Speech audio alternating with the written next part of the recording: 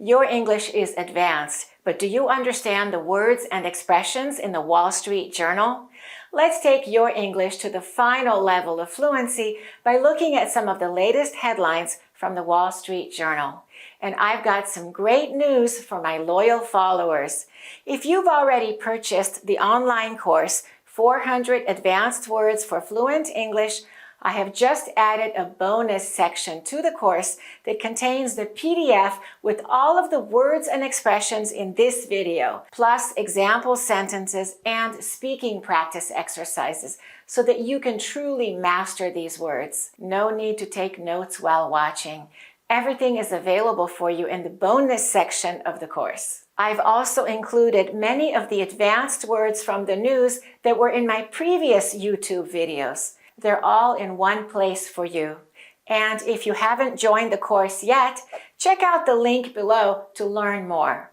The 400 Advanced Words course includes over 7 hours of video lessons, packed with quizzes, speaking exercises, and in-depth teaching on English pronunciation and the American accent, so that you can use these words clearly and confidently in real-life conversations. Okay, let's get started. Let's look at the first headline from a recent article in the Wall Street Journal. The article states, Trump floats 25% tariffs on autos, chip, and pharmaceuticals. Let's look at the verb to float.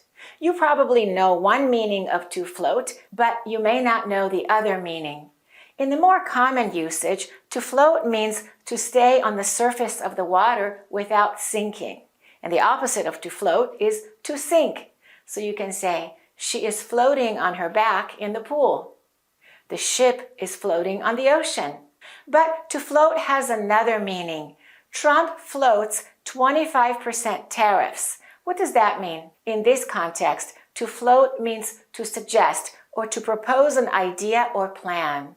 It's not a finalized plan, but it's being considered. Trump is considering 25% tariffs, which means taxes on imported goods, on cars and computer chips and pharmaceuticals. And let's make sure that you can pronounce pharmaceuticals correctly. Repeat after me. Pharmaceut. That EU is just an oo sound. Pharmaceut. And we stress that syllable. Pharmaceuticals. You say it. Pharmaceuticals. You can use to float this way. To float an idea. And that means to suggest or to propose an idea for consideration. He floated the idea last week. Or to float a proposal. Or to float a plan. The manager floated a new plan to restructure the department. Or you can float a theory. Scientists floated a theory about the origins of the virus.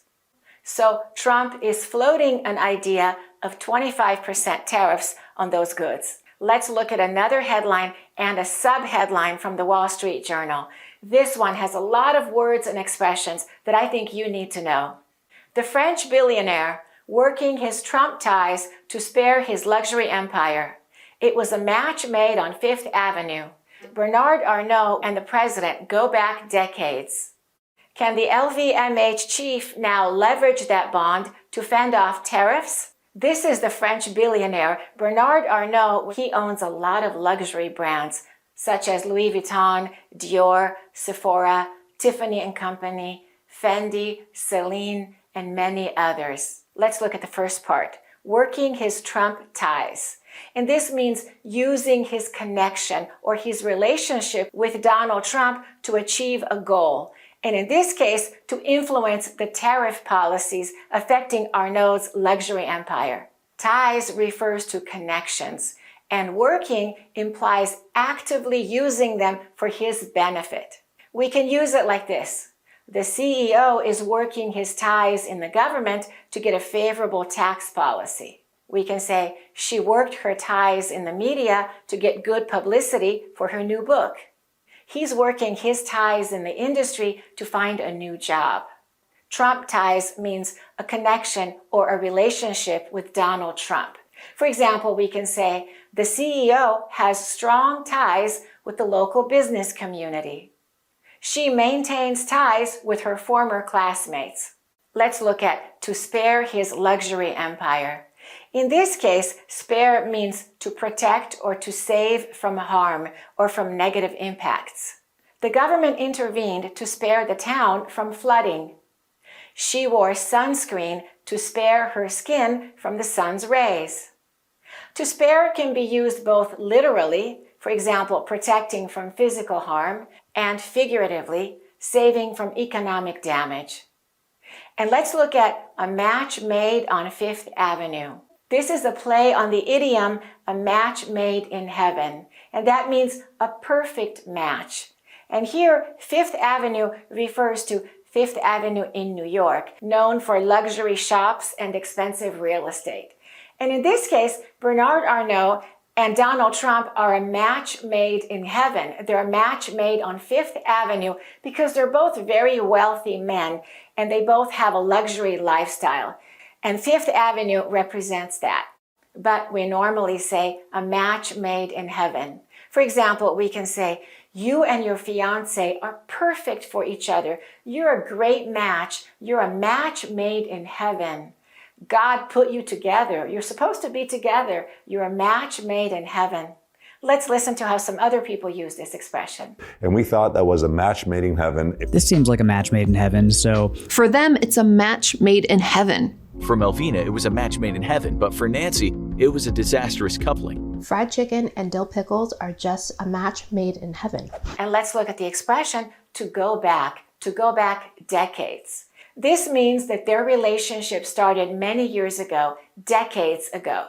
It's a way to emphasize how long their connection has been. Bernard Arnault and the president go back decades means that they've known each other for at least 20 years, because 1 decade is 10 years, and they go back decades. Let's practice using to go back. We can say the two friends go back to their school days, and that means they've known each other since their school days. The family goes back generations in this town. The company goes back to the early 20th century. So instead of saying we've known each other for a long time, it's very common to say we go back a long time. Let's look at leverage that bond. To leverage something means to use something to gain an advantage. And a bond refers to the relationship between two people. So to leverage that bond means using their connection to achieve a goal. And we can use bond this way. There is a strong bond between the mother and her child. The team has developed a bond through years of working together. And we can use leverage this way. She leveraged her friendship with the CEO to get a promotion. He is trying to leverage his experience to get a better job. To fend off tariffs. Let's look at the meaning of the phrasal verb to fend off. It means to defend yourself against an attack, or to defend yourself against something annoying, to resist a threat. And Bernard Arnault was trying to fend off tariffs to minimize the impact of those tariffs on his luxury empire. We can use to fend off this way. She tried to fend off the attacker. The security team fended off the protesters. She tried to fend off the uncomfortable question.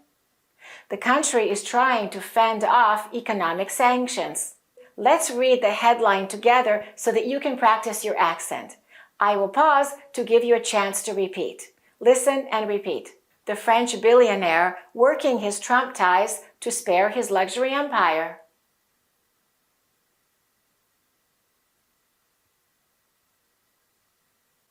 It was a match made on Fifth Avenue.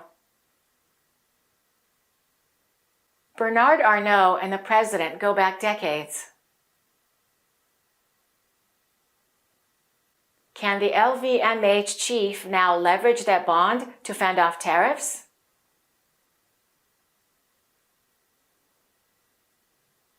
And let's look at the first few sentences of the article. They contain a few very useful and common expressions that I think you need to know. The day after President Trump survived an assassination attempt in Pennsylvania last summer, he received a call from a familiar French voice. It was Bernard Arnault, owner of the globe-spanning luxury empire LVMH. Arnaud wanted to check in on the man he had known for decades.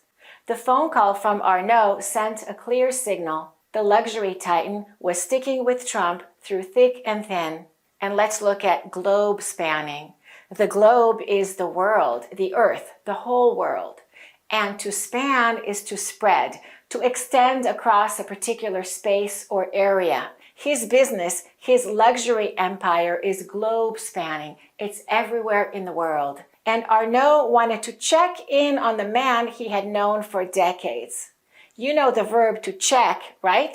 But to check in on someone is a phrasal verb. And I always say you can't be fluent in English unless you're using phrasal verbs. And to learn the most common English phrasal verbs, make sure that you get my online course, Phrasal Verbs for Fluent English.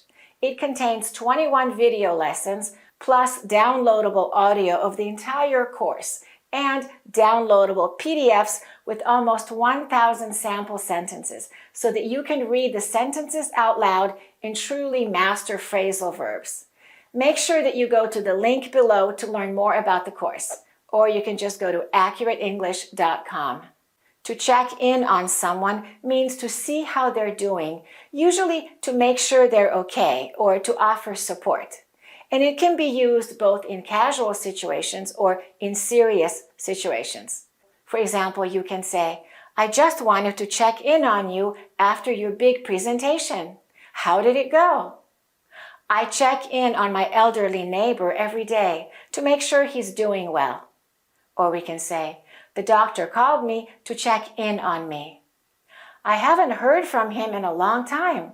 I need to check in on him. So after the assassination attempt on Donald Trump, Arnaud wanted to check in on the man that he had known for decades. He wanted to make sure that he was okay.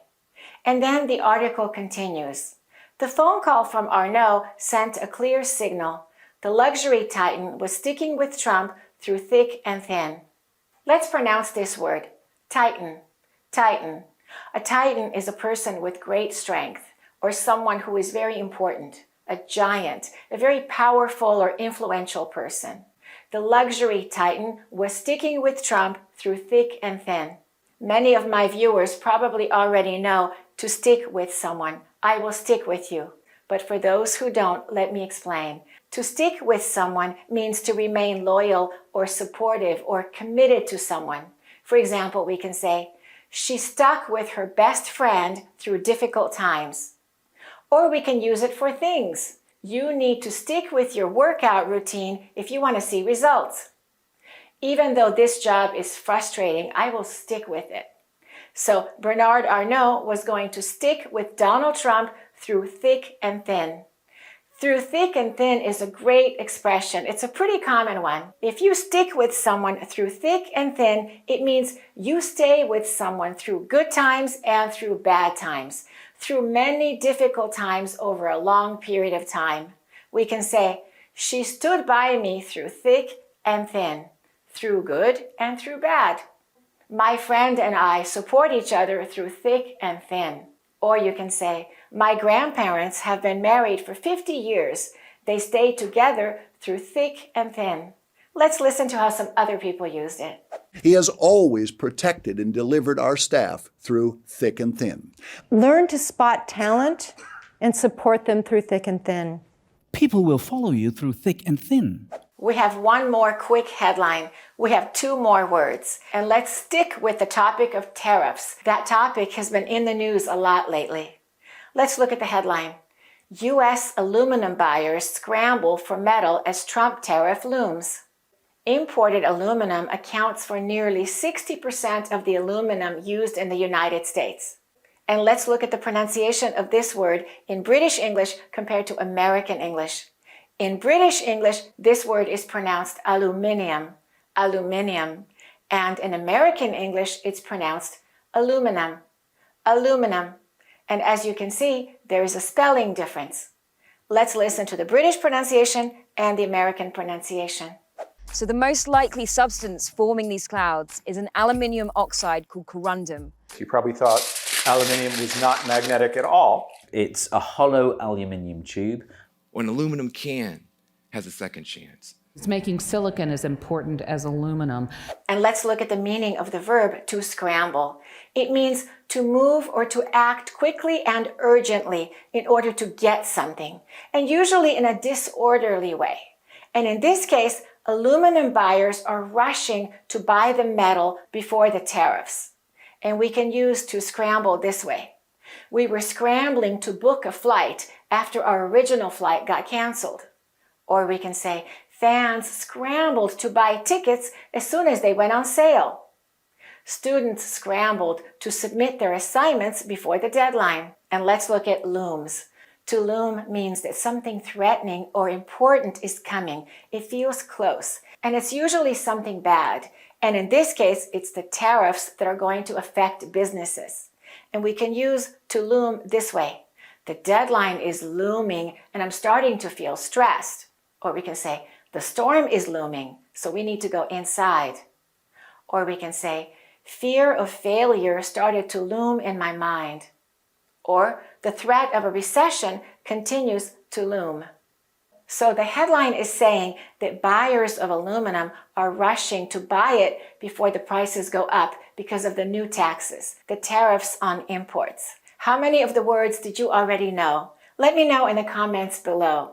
And remember, you can get the PDF of all of these words and the definitions and the expressions along with conversation questions using these words. It's included in the bonus section of the 400 advanced words you must know for Fluent English course.